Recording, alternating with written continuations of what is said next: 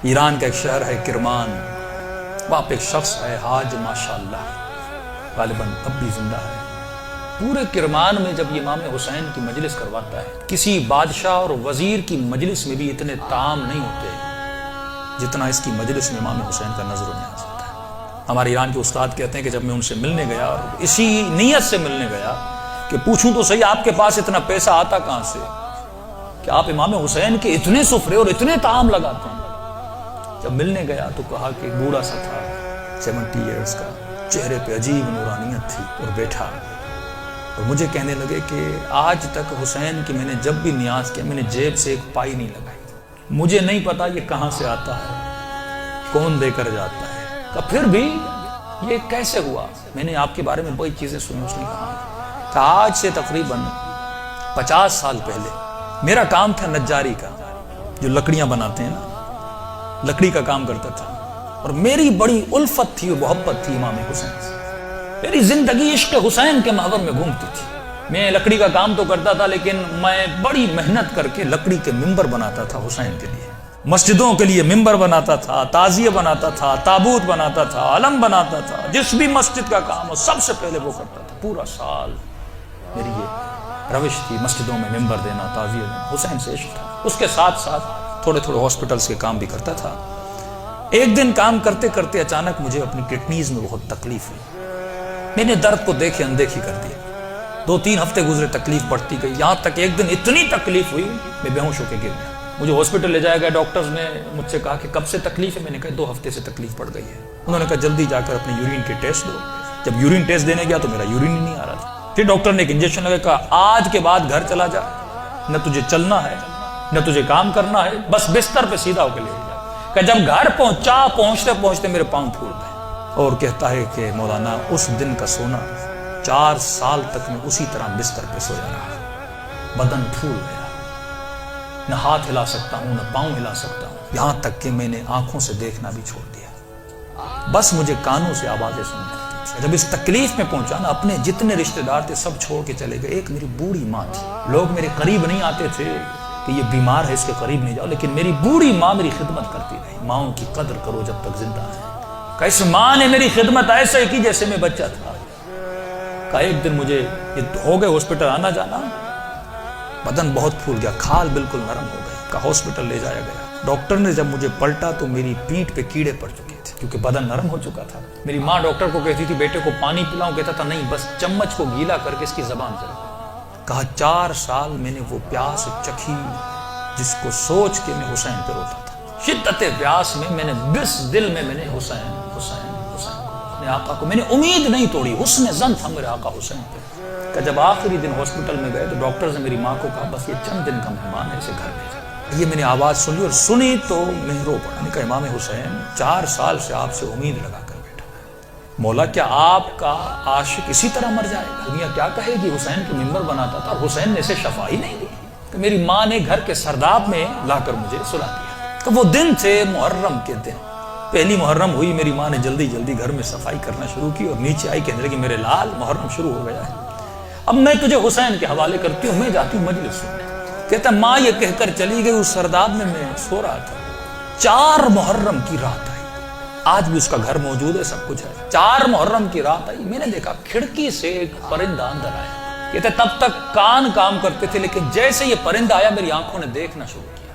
لیکن یہ عجیب کبوتر تھا جس کے 3 پر تھے، سفید تھا، سبز تھا اور لال پر تھا۔ میں نے زندگی میں ایسا کبوتر دنیا میں کہتا میں نے نہیں دیکھا، پنجے اس کے لال تھے۔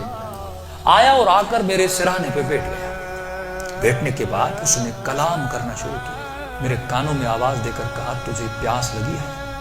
کچھ کھاؤ گے، کچھ پیو گے؟ 4 سال سے زبانوں پہ تالا لگا تھا، پر اب یہ تالا کھل گیا۔ میں نے کہا ہاں مجھے بہت پیاس لگی ہے، اتنے سالوں سے پیاسا ہوں۔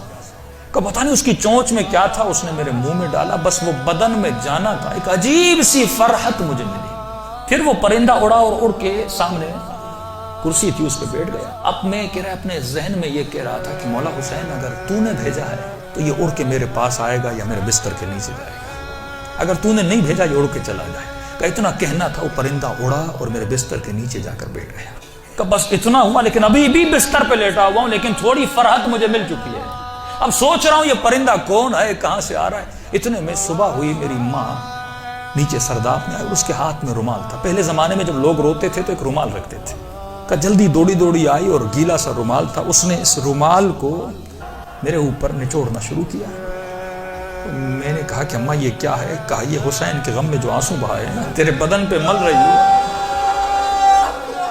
تاکہ خدا تجھے شفا دیتے. کہ یہ کہہ کر میری ماں چلی گئی. جیسے جا رہی تھی میں نے کہا اماں اگر زحمت نہ ہو, ایک کبوتر ہے اس بستر کے نیچے, اگر زحمت نہ ہو اس کے لیے تھوڑا دانا اور پانی رکھ لو. ماں نے کہا کبوتر کہاں سے؟ کہا بس رکھ لو. کہ ماں آئی اور اس نے نیچے دانا رکھا, پانی رکھا, چلی گئی. کہتے غالباً 10 محرم کا دن ہوا, عاشورہ کا دن ہوا. میں نے کہا مولا حسین آپ کی عاشورہ بھی آ گئی, اب بھی مجھے شفا نہیں دو گے؟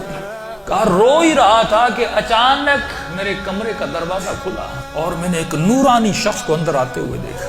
کہ تب بستر کے ساتھ جو کرسی تھی وہاں آ کر بیٹھ گئے. بس میں نے چہرہ دیکھ کے سمجھ گیا یہ میرا حسین ہے. مجھے نہیں پتا میں نے کیسے سمجھا, لیکن میں نے دیکھا, میں سمجھ گیا یہ میرا آقا حسین ہے. کہہ رہا جیسے میں نے امام حسین کو دیکھا, خود کہتے میں نے مولا کا یہ بازو پکڑ لیا اور بازو کو پکڑ کے میں نے حسین کو لپٹنے کی کوشش کی. کبھی بازو کا بوسہ لے رہا تھا, کبھی ہاتھوں کا بوسہ لے رہا تھا.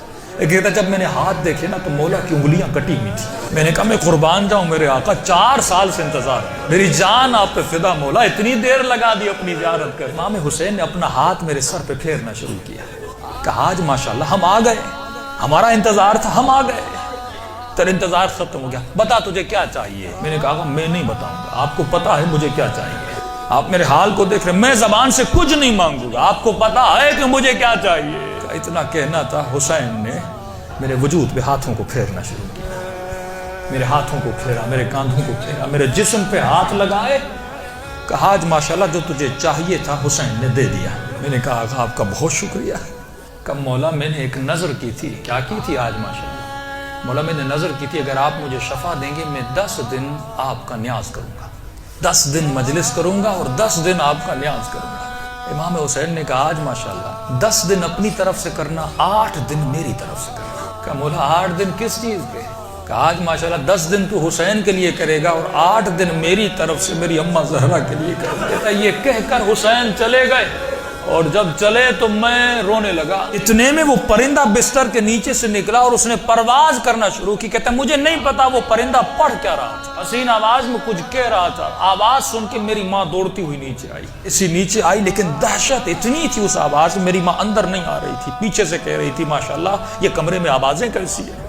میں رو کر کہہ رہا تھا اماں اندر آ جاؤ, حسین نے مجھے شفا دے دی. یہ بوڑھی ماں دوڑی آئی, کبھی دائیں دوڑ رہی ہے کبھی بائیں دوڑ رہی ہے. کہاں ہے میرا آقا حسین؟ کہا میں بستر پہ بیٹھا تھا, وہ سوجن ہر چیز ختم ہو گئی. کہ یہاں تک وہ کبوتر پرواز کر کے چلا گیا. یہ بوڑھی کبھی کرسی کے بوسے لے رہی ہے, کبھی بیٹوں کے ہاتھوں کو چوم رہی. یہاں میرے حسین کا ہاتھ لگے تھے. روتی ہوئی جب صحن میں آیا, ہمسایوں نے سمجھا یہ مر گیا ہے. دوڑے آئے کہ ماں رو رہی ہے, شاید بیٹا مر گیا. لیکن جب پہنچے کیا دیکھا, اسے حسین نے زندگی عطا کر دی تھی. عزیزو جب یقین ہو نا, یقین نہ ٹوٹے. جب اہل بیت